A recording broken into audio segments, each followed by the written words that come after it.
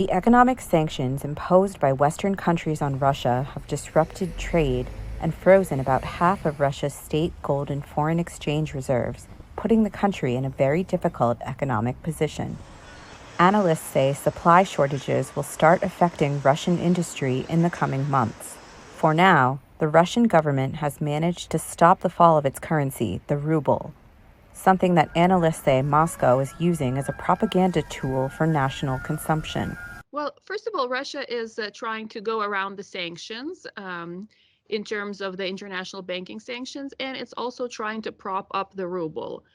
Part of it, I think, is also an effort to show the domestic Russian public by Vladimir Putin that he is still in control, that he can make the ruble a desirable currency, because let's remember the ruble fell quite dramatically, and that he can still set the terms.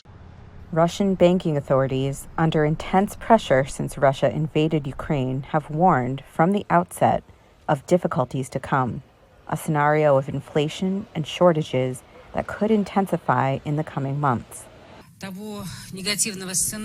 In case of a negative scenario where inflation will stop slowing down and start growing, our monetary policy will aim to slow it down.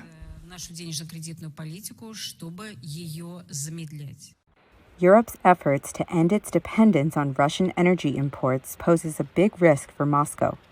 Only recently considered impossible, ending that dependence is now closer than ever to becoming a reality. I think they can phase out Russian gas in a year or two. I think that's certainly feasible for every country within the European Union, and for a lot of countries it's feasible to make that decision today.